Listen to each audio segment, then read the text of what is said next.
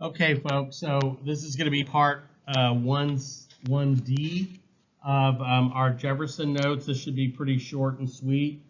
This is on page 4 of your notes.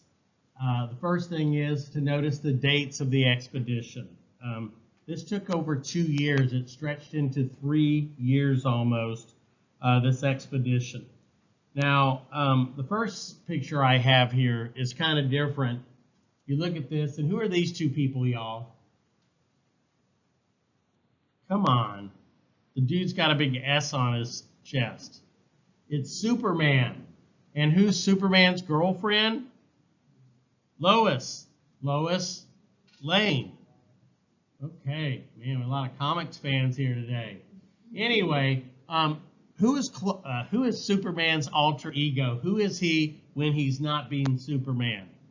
He's Clark Kent, okay? So, back in the 90s, there was this TV show called Lois and Clark. Get it? Lois and Clark. But when my stepson was watching it, he kept saying, hey, you want to watch Lois and Clark? And I thought he was saying Lewis and Clark. And I got all excited like, oh, man, he's into history, yay, because he never liked history. And then I found out it was Lois and Clark, not Lewis and Clark. But it was still a pretty good show. It ran for several years. And, of course, there's been Smallville and all kinds of shows since then. But, no, we're not talking about Lois and Clark.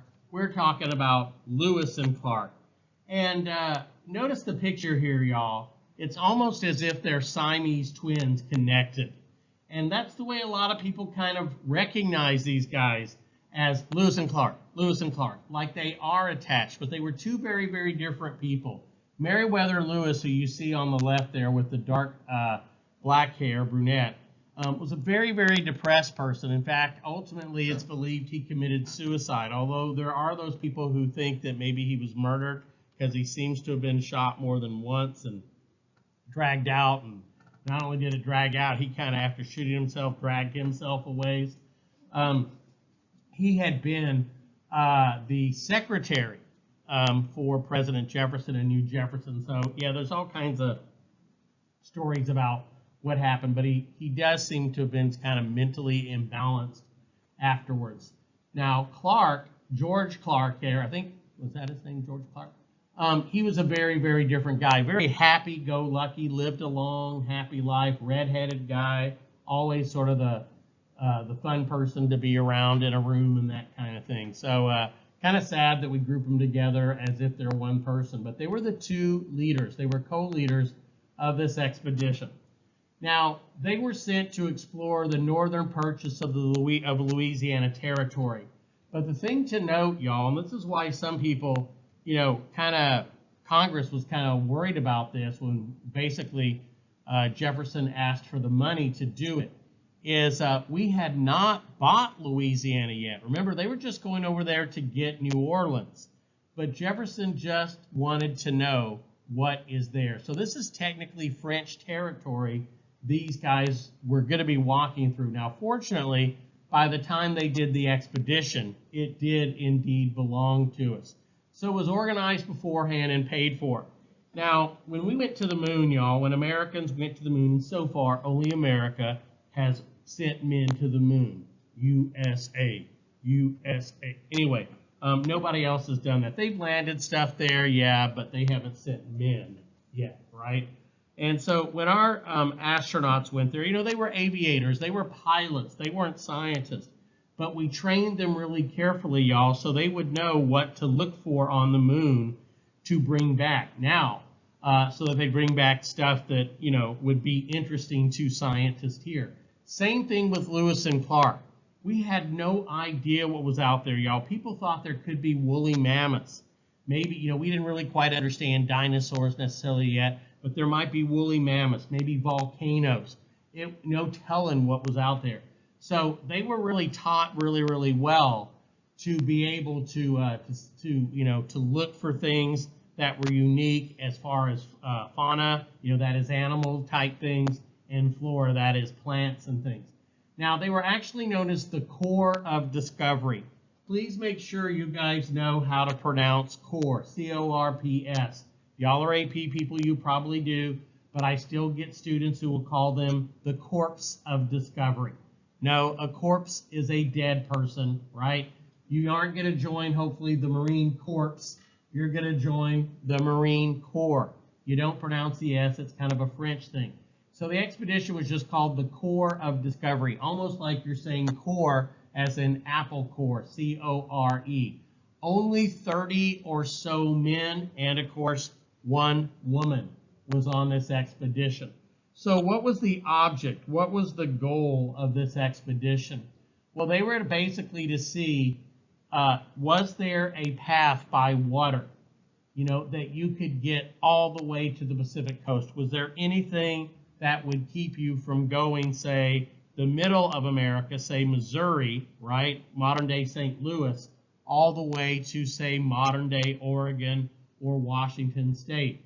Now, they wanted to go, understandably, as far as they could using the Missouri River. Now, the Missouri River, what was the old joke? Something, it was too watery to be land, but too muddy to be water or something. I mean, it's a wide, really kind of dense kind of river, and it runs very, very long, of course, ultimately into the Mississippi River. And they went upstream. Now, they brought a boat, and it was an amazing kind of boat for the time. I mean, to us, it doesn't look state-of-the-art. But their boat, y'all, was one that they could break down. They could assemble it, put it back together, take it apart. They even had like a little cannon on it. They brought all the most modern of things. So in a way, it was kind of a moonshot for these 30 men and one woman.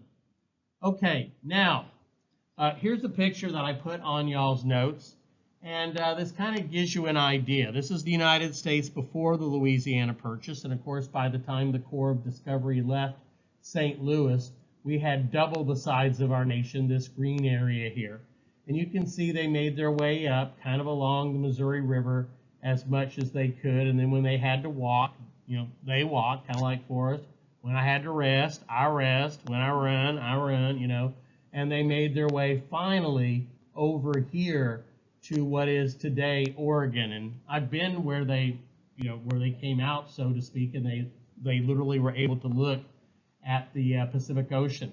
My father was always very, very interested in Lewis and Clark, and one of my big regrets in life, and make sure you guys don't do this, if you have plans with your parents or older brothers and sisters or do them, right? Because someday those parents might be gone or that older brother or sister gone, and you'll always wish you went ahead and took the time to do that. We had hoped to maybe drive and visit and basically kind of retrace the route over the course of, several weeks. We obviously weren't going to walk it or whatever, but we thought it'd be kind of fun to visit it and see what they had seen, because some of the countryside, y'all, is just absolutely beautiful. Rivers with steep cliffs along them, just absolutely amazing. Now, how far did they go? It was almost 7,000 miles. They did it by foot, by walking when they had to. They rode horses as much as they could. And, of course, they used the boat in the Missouri River as much as they could. So 7,000 miles. Now, you can't mention Lewis and Clark without mentioning this young teenage Indian woman who was with them, this Native American woman. Now, her name is Sacagawea, or Sacagawea, that is spelled S-A-C-A-J-A-W-E-A. S-A-C-A-J-A-W-E-A. She was commemorated just a few years before y'all were born on a dollar coin. Several different times the United States in recent years has tried to have dollar coins, because, the paper dollars, of course, we don't use paper money like we used to, but the paper dollars, y'all, wore out really, really quickly. So they thought if we did like Canada and we had dollar coins, Canada even has a $2 coin, that they would last longer. But dollar coins just never have caught on. For one thing, we can't use them in vending machines very well. For another thing, they get confused even with the different color. They get confused a lot with quarters. I remember one year at Astroworld, y'all, I was like, this is in the early 80s, late 70s or something. Another dollar coin had come out called the Susan B. Anthony coin. You know, she's the woman who did a lot for women to be able to vote. And that year, y'all, Astroworld, y'all know what Astroworld was, and I'm not talking, you know, the album or the terrible disaster that we had, right? Sadly, right, now everybody forgets the good of Astroworld and the great album, and they just remember the tragedy out there that day or that night. But we were out there riding rides, and, you know, my parents gave us like $20 to spend that day. And so the first time you used it, they gave you back Susan B. Anthony coins. Well, that's great until you ride a ride that went upside down, and guess what happened to all those Susan B. Anthony coins in your pocket? Ching, ching, ching, ching, ching. And, you know, there's the employees at the end of the day going through, picking up all these dollar coins, and we're like, where'd all my money go? I bought a Coke, and now I don't have any money. Oh, it fell out in the little throw-up machine that goes upside down. But anyway, y'all, that's what I always think of when I see the coin. Now, this coin, which was about the size of a quarter, was modeled, they used a Native American woman. We have no idea what Sacagawea looked like. Sadly, she passed away not too long afterwards, we believe in St. Louis. But she carried a baby for much of it. She was pregnant. She was just a teenage girl, and she'd gotten pregnant by a Frenchman. I guess they were married. I don't know if they were formally married or if it was more what we today would call a common law marriage. I really have forgotten a lot of my Lewis and Clark history. I apologize for that. But she carried this baby, and she kind of led them on the route. And they wouldn't have made it without her, because at one point, y'all, they were making their way across, and suddenly they see this large group of Indians kind of charging towards them on horse. And they're like, oh my gosh, this ain't going to end well. And suddenly, Sacagawea looked at the leader of these Indians, and he looked at her, and guess what? They were brother and sister, and that probably saved them. And I'm sure they did. Do y'all remember in those old movies when like a couple would see each other after a long time? They would go, and they would look at each other, and then you would see different sides of the screen, and they would all start coming to run towards each other and then embrace in slow motion, you know, running together. Of course, sometimes people will have them run past each other or whatever. But anyway, it turned out, yeah, brother and sister, she'd been captured or whatever years before, and now she was meeting her brother. He got them horses, and it probably saved the expedition. So very, very, you know, bit of good luck there. Only one man would die in Lewis and Clark's expedition, and he died of, you know, basically a burst appendix. They really had no way to treat that. They had trained them in basic medicine. They brought along as good a medicine as they had in the day, but they really weren't able to do the surgery to get his appendix out. The appendix burst, and he died, and they buried him right along the way. Okay, so why is the Lewis and Clark expedition so important? Well, for one thing, we learned what the heck we had bought. You know, when we bought Louisiana, it was kind of like going on eBay and buying a car that you didn't have any pictures of, you'd never test driven, you didn't know anything about. We bought it, now we need to see what we bought. So they sent back lots of flora. Flora, of course, are plants and things like that. Jefferson, of course, being a scientist himself, y'all, this was fascinating for him to get these back. So occasionally a man would go back, y'all. He would bring this flora and fauna. And fauna, of course, are animals. And if they found an unusual animal, they either killed it, or better yet, if they could, they captured it. Like I think they sent back like a bear cub or two, sent those back. One thing I remember was kind of sad is they came across a prairie dog town. Prairie dogs are these cute kind of squirrely looking creatures, and they kind of have their own little communities with connected tunnels and everything like that. And they were very intrigued by them, and trying to get one, they actually flooded the whole community. Mass prairie dogicide, trying to save one of those. But anyway, they brought back that to give us an idea what they had found. Kind of got my stuff out of order there. I apologize for that. What this says, it's kind of hard to read underneath it. They also made maps, maps of this territory. We had no idea what was there. So they made some very good maps that would help explorers later, and that's what's there, and I kind of had it out of order, sorry. Now, the other thing, too, is what kind of people were out there? Well, they were Native Americans. They were different from the other Native Americans we had met east and just slightly west of the Appalachians. Interesting tribes that we met, the Nez Perce and the Blackfeet and some of those tribes, or Blackfoot tribes out in that area. And the thing also, and hopefully this picture will come out, looks like it's a little bit out of order here. So I'll come to the picture in just a sec that's on y'all's notes.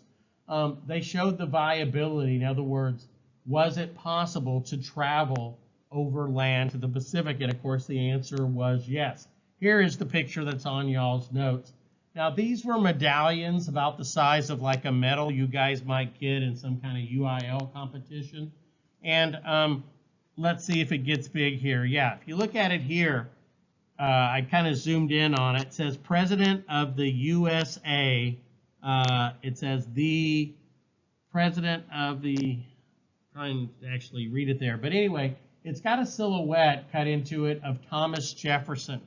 Now, Indians were kind of taught, I don't know if they really did this, but this is how it goes down in the history books or the movies, to call the American president the Great Father, or even the Great White Father. Now, these Indians, if they even knew, I mean, maybe they cared, maybe they didn't, had believed that they were under the rule of the French. So as these men made their way across, they, of course, explained to the Indians, no, the French are no longer your great fathers. We are, or Thomas Jefferson is your great father. So they would give them that.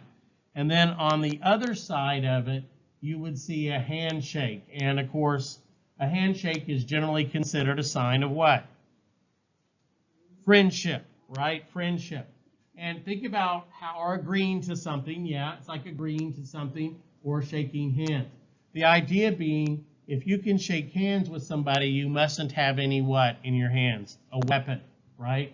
So we have that. But also, y'all, notice what's above the handshake here. It's two crossed hatchets, or tomahawks, right? They're kind of hatchets more than a tomahawk, you know, which is made out of stone. This looks like it's made out of metal. Well, at least one is. I take it back, y'all. Looks like one is, and then one here. Oh, Mr. D's actually seeing this better. Okay, there we go. I hadn't been able to look at this closely. Okay. I was under the impression that this was a hatchet, but now that I blew it up, all right, Mr. D, 20-something years later, you're still learning. This says peace, right? And then it says friendship. So yeah, they're shaking hands as friends. And then, of course, you have the hatchet, but you also have the peace pipe, because Indians often, when they made peace with somebody, would smoke the peace pipe to show that they had peace. Sort of the way I understood this thing when I looked at it before, because I never looked at it closely until today when I worked on this PowerPoint, was this hatchet, y'all. Have you ever heard the phrase burying a hatchet? What does that mean if you bury the hatchet? You settle your differences. Maybe you've had this thing against your brother or a parent or a friend, and you're holding it against them. And your parents or somebody just says to you, dude, you just got to bury the hatchet.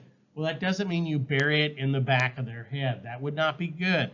What you do, it's symbolic that you're putting the hatchet away. You are now going to let that pass. You're not going to go to war anymore over it. So we have a hatchet, but across the hatchet, we have a pipe. So we see peace and friendship. Now, very important also, y'all, this would give America a claim to the Northwest years later.